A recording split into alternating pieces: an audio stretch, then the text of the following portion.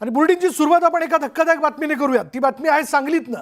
जलजीवन mission योजनेतल्या तरुण कंत्राटदाराची कंत्राटदाराने आत्महत्या केली आहे। वाळवा तालुक्यातील तांदूळवाडीच्या तरुणाने टोकाचं पाऊल उचललं। 35 वर्षीय हर्षल पाटीलनं गळफास घेऊन आत्महत्या केल्याचं कळतंय।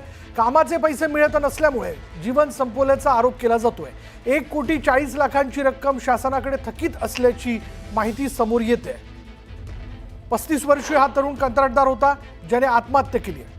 शासनाच्या जलजीवन मिशनच्या कडे काम करणारे आमचे सांगलीचे कंत्राटदार बंधू माननीय हर्षल पाटील वय वर्ष 35 वर्ष यांनी काल सांगली येथे गळफास घेऊन आत्महत्या केलेली आहे। याचं कारण म्हणजे जलजीवन मिशन मध्ये त्यांचे जवळपास 1.5 कोटी रुपयाचे देयक गेल्या वर्षभरापासून प्रलंबित होते आणि ते बिल मागण्यासाठी ते कायम तगादा लावत होते शासनाकडे, परंतु शासनाने बिल दिलेले नाही। अशाच पद्धतीचे सर्व विभागाचे बांधकाम, सार्वजनिक बांधकाम खातं असू दे, ग्रामविकास खातं असू दे, जलसंधारण विभाग असू दे, या विभागातील जवळपास 89,000 कोटीचे देयक शासनाकडे प्रलंबित आहेत आणि गेल्या वर्षभरापासून शासनाकडे प्रलंबित आहेत, परंतु शासन या बाबतीत लक्ष देत नाही आहे।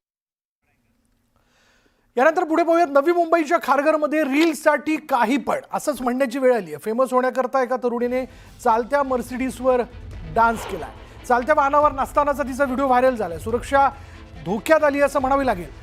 काहीशे लाईक्स आणि फॉलोअर्स मिळवण्याकरता ही थरारक स्टंटबाजी या तरुणीने केलेली आहे। दरम्यान या कारचा चालक नाजमीन सुलदे या 24 वर्षीय तरुणावरती गुन्हा दाखल करण्यात आलाय। चालकाकडे परवाना नसल्याचं देखील उघड झालंय।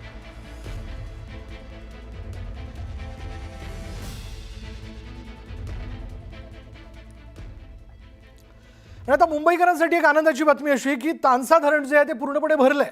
पाण्यासंदर्भात मुंबईकरांकरता ही आनंदाचीच बातमी म्हणावी लागेल, कारण मुंबईला पाणी पुरवठा करणारं तानसा धरण हे पूर्ण क्षमतेनं भरलंय आणि पाण्याचा विसर्ग हा तानसा नदीत होत असल्यानं सतर्कतेचा इशारा देण्यात आलाय। प्रशासनाकडून तानसा नदीकाठच्या गावांना खबरदारीच्या सूचना देण्यात आल्या।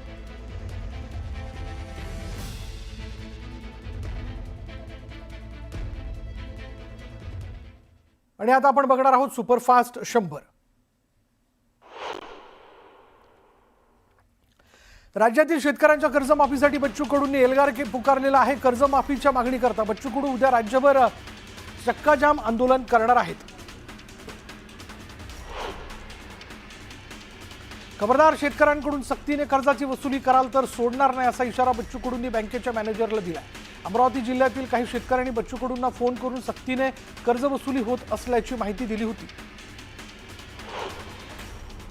अमरावतीच्या इतवारा बाजार परिसरातील उड्डाणपुलाचं काम गेल्या 7 वर्षांपासून अर्धवट आहे। या प्रकरणी नागपूर उच्च न्यायालयाने प्रधान सचिवांना 1 लाख रुपयांचा दंड ठोठावला असून 31 डिसेंबरपर्यंत काम पूर्ण करण्याचे आदेश देण्यात आले। महादेव मुंडे खून प्रकरणात धक्कादायक खुलासे करणारे विजयसिंह बाळा बांगर यांना आता या प्रकरणातील शवविच्छेदन अहवाल देखील त्यांनी समोर आणलेला आहे। बाळा बांगर यांनी पत्रकार परिषद घेऊन महादेव मुंडेंचे फोटो मीडियासमोर आणलेत। मेडिकल रिपोर्टही त्यांच्या हाती लागले असून पोलिसांवरही त्यांनी गंभीर आरोप केले। तर हत्येमागे वाल्मिक कराड, त्याचा मुलगा आणि गोट्या गीतेचा थेट हात असल्याचंही त्यांनी म्हटलंय। वाल्मिक कराडचा महादेव मुंडे हत्या प्रकरणात PCR घ्यावा अशी मागणी जी ती ज्ञानेश्वरी मुंडे यांनी केली आहे। शवविच्छेदन या प्रकरणात बंगल्यावरनं फोन आल्यानंतर तपास थांबला होता आणि त्यामुळे वाल्मिक कराड यांची भूमिका महत्त्वाची आहे असं ज्ञानेश्वरी मुंडे यांनी म्हटलंय। महादेव मुंडेंच्या पत्नी ज्ञानेश्वरी मुंडेंनी मनोज जरांगे पाटलांची भेट घेतली। आरोपींना शिक्षा व्हावी या मागणीकरता ज्ञानेश्वरी मुंडे यांनी विष प्राशन करून आत्महत्येचा प्रयत्न केला होता। आरोपी अजूनही फरार आहे। दरम्यान तपासाबाबत जरांगेंनी माहिती घेतली। पुण्याच्या दौंड तालुक्यातील कला केंद्रात गोळीबार झाल्याची पुष्टी पुणे ग्रामीण पोलिसांनी दिली आहे। हवेत गोळीबार झाल्याची पुष्टी पुणे ग्रामीण पोलिसांनी दिली, तर गोळीबार कुणी केला याबद्दल तपास सुरू असल्याचं पोलिसांनी सांगितलं। कला केंद्रात सत्ताधारी आमदाराच्या भावाने केलेल्या गोळीबारात एक तरुणी जखमी झाली असा दावा आमदार रोहित पवारांनी केलाय, तर पोलिसांवर दबाव असल्याचा आरोपही त्यांनी केला। नांदेडमध्येही मनसेचा दणका पाहायला मिळाला। मराठी बोलण्यास नकार दिल्यानं मनसेच्या पदाधिकाऱ्यांनी शौचालय चालकास चोप दिला आणि शौचालय चालकाला माफी मागायला लावली। राष्ट्रवादीच्या सूरज चव्हाणांसह राष्ट्रवादीच्या 9 जणांची जामिनावर सुटका करण्यात आली आहे। छावा संघटनेचे प्रदेशाध्यक्ष विजयकुमार घाडगे पाटील यांना मारहाण केल्याप्रकरणी गुन्हा दाखल करण्यात आला होता, तर यावरनं विजयकुमार घाडगे पाटील यांनी गंभीर आरोप केलेत। आरोपींवर गंभीर कलमं लावली नाहीत तसंच सूरज चव्हाण आणि त्याच्या कार्यकर्त्यांची सुटका झाल्यानं जीवाला धोका असल्याचा आरोप विजयकुमार घाडगे पाटील यांनी केला. राष्ट्रवादीच्या कार्यकर्त्यांकडून मारहाण झालेल्या विजयकुमार घाडगे पाटील यांची मनसेच्या प्रकाश महाजन यांनी भेट घेतली. तसंच प्रकाश महाजन यांनी मारहाणीच्या घटनेचा निषेध केलाय. तर कोकाटेंना खोके न मिळाल्यामुळे रमी खेळून पैसे कमवतायत अशी खोचक टीकाही महाजनांनी केली. कल्याणमधील मराठी तरुणीला मारहाण केल्याप्रकरणी आरोपी गोकुळ झाला 2 दिवसांची पोलीस कोठडी सुनावण्यात आली आहे.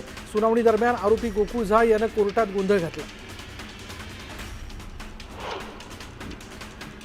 कल्याणमध्ये तरुणीला झालेल्या मारहाणीनंतर उबाटा शिवसेना पक्षाच्या पदाधिकाऱ्यांनी मानपाडा पोलिसांची भेट घेतली. आरोपींविरोधात हत्येचा गुन्हा दाखल करण्याची मागणी यावेळी करण्यात आली. मराठी तरुणीला मारहाण केल्याप्रकरणी शिंदेच्या शिवसेनेचे आमदार राजेश मोरे यांनी मानपाडा पोलिसांची भेट घेतली. आरोपीला आमच्या ताब्यात द्या, महाराष्ट्रामध्ये मराठी तरुणांना मारहाण होत असेल तर खपवून घेतलं जाणार नाही अशी भूमिका मोरेंनी मांडली. यंत्रणांनी सरकारच्या दबावापोटी आम्हाला बॉम्बस्फोट खटल्यात गोवलं अशी प्रतिक्रिया मुंबई बॉम्बस्फोट खटल्यातून निर्दोष सुटलेल्या आसिफ खानने दिली. तुम्ही निर्दोष आहात पण आमच्यावर प्रचंड दबाव आहे, आम्हाला केस क्लोज करायची असं अधिकारी सांगायचे असं आसिफने म्हटलं. 2 जिवलग मित्रांमध्ये जोरदार हाणामारी झाल्याचा व्हिडिओ सध्या व्हायरल होतोय. दोघेही मद्यधुंद अवस्थेत असून पुण्यामध्ये ही घटना घडली. मुख्यमंत्री देवेंद्र फडणवीस आज दिल्ली दौऱ्यावरती जाणार असून देवेंद्र फडणवीस दिल्लीत वरिष्ठ नेत्यांची भेट घेतील.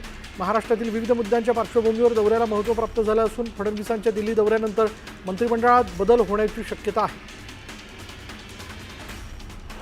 वाढदिवसाच्या निमित्तानं शुभेच्छा दिल्या याचा चुकीचा अर्थ काढू नये, अन्यथा आपण कुठल्या तरी चुकीच्या संस्कृतीला पुढे नेत आहोत असं होईल. उद्धव ठाकरे आमचे राजकीय विरोधक आहेत, वैरी नाहीत अशी प्रतिक्रिया मुख्यमंत्री देवेंद्र फडणवीसांनी दिली. दिल्लीमध्ये JNU युनिव्हर्सिटीमध्ये स्पेशल मराठी सेंटरचं उद्घाटन पार पडणार आहे आणि यासाठी उपमुख्यमंत्री एकनाथ शिंदे उद्या दिल्लीला जाणार आहेत. मुख्यमंत्री फडणवीसही या कार्यक्रमाला उपस्थित राहण्याची शक्यता आहे. दरम्यान शिंदेच्या दौऱ्यात केंद्रीय नेत्यांच्याही भेटीगाठी होण्याची शक्यता आहे. मराठीच्या मुद्द्यानंतर पुन्हा शिवसेना आणि मनसे युतीच्या चर्चा सुरू झालेल्या आहेत. येत्या 8 ते 10 दिवसात राज ठाकरे मंत्री उदय सामंत यांची भेट घेणार आहेत. मराठी मुद्द्याच्या आधी एकनाथ शिंदे आणि उदय सामंत यांनी राज ठाकरे यांच्या घरी जाऊन त्यांची भेट घेतली होती. हिंदी मराठी भाषा वादावर सरकारने काहीच करण्याची गरज नाही. समाज उत्तर देईल. मराठी ही मातृभाषा आहे. मराठीला अभिजात भाषेचा आमच्या सरकारने दर्जा दिला आणि त्यामुळे कोणी भाषेवरनं समाजात तेढ निर्माण करत असेल तर ते यशस्वी होणार नाहीत असा टोला मंत्री मंगलप्रभात लोढा यांनी ठाकरे बंधूंना लगावला. शिवसेनेचे आमदार संजय गायकवाड पुन्हा चर्चेत आलेत. MIMचे माजी खासदार इम्तियाज जलील यांच्याशी आपली लढाई होणार आहे असा करारनामा स्टॅम्प पेपरवर लिहून देत त्यांनी आणखी नवा वाद निर्माण केला. मी जर कॅन्टीन चालक असतो तर संजय गायकवाड यांना चांगली अद्दल घडवली असती अशी टीका जलील यांनी केली होती.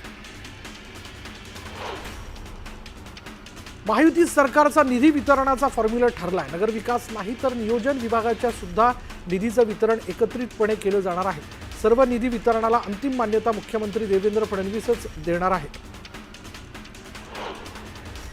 महायुतीचा महामंडळ वाटपाचा पेच सुटलाय. संख्याबळानुसार महायुतीत महामंडळाचं वाटप करण्यात आल्याची सूत्रांची माहिती आहे. भाजपच्या वाट्याला 44, शिंदेच्या शिवसेनेला 33 तर दादांच्या राष्ट्रवादीला 23 असे महामंडळांच्या वाटपावर महायुतीत एकमत झाल्याची माहिती सूत्रांनी दिली. मुख्यमंत्र्यांच्या वाढदिवसाच्या निमित्तानं भाजपने रक्तदान मोहीम राबवली आणि या रक्तदानाची एशिया बुक ऑफ रेकॉर्डमध्ये नोंद झाली आहे. देवेंद्र फडणवीसांच्या वाढदिवसाचं महादानात रूपांतर झालंय. रक्तदानाच्या माध्यमातून सामाजिक जाणीवेचा नवा अध्याय जागवला गेला. मुख्यमंत्री देवेंद्र फडणवीस यांनी श्री संत शिरोमणी नामदेव महाराज पायरीचं दर्शन घेतलं. संत नामदेव महाराजांच्या 675व्या संजीवन समाधी सोहळ्याच्या निमित्तानं मुख्यमंत्र्यांच्या हस्ते महाआरती करण्यात आली. कृषी मंत्री माणिकराव कोकाटेंचं डिमोशन होण्याची शक्यता आहे. माणिकराव कोकाटेंचं खातं अंमळनेरचे आमदार अनिल पाटलांकडे जाण्याची शक्यता आहे. अनिल पाटलांना यंदाच्या मंत्रिमंडळात स्थान देण्यात आलेलं नव्हतं, परंतु आता अनिल पाटलांची पुन्हा मंत्रिमंडळात एंट्री होणार असल्याचं कळत आहे. त्यामुळे आता माणिकराव कोकाटेंना पत्त्यांचा डाव भोवणार असल्याची शक्यता आहे. माणिकराव कोकाटेंच्या व्हिडिओवर सुनील तटकरेंनी प्रतिक्रिया दिली. मंत्रिमंडळात असताना संवेदनशीलता दाखवली पाहिजे. विधिमंडळात घडलेला प्रकार हा अतिशय निंदनीय आहे. अजित पवार कोकाटेंबाबत भूमिका मांडतील असं तटकरे म्हणाले. माणिकराव कोकाटेंना मुख्यमंत्री करा म्हणजे रोज जुगार खेळून राज्यावरचं कर्ज दूर करतील असा टोला प्रशांत जगताप यांनी लगावला. एवढ्या चुका होऊन देखील मुख्यमंत्री माणिकराव कोकाटे यांना पाठीशी का घालतात असा प्रश्न जगतापांनी विचारला. सरकार शेतकऱ्यांसंदर्भात उदासीन आहे आणि या सरकारला शेतकऱ्यांच्या भावनांशी देणं घेणं नाही. वादग्रस्त वक्तव्य करणाऱ्या कृषी मंत्र्यांना पाठीशी घालणार का, असा सवाल वडेट्टीवारांनी केला आहे.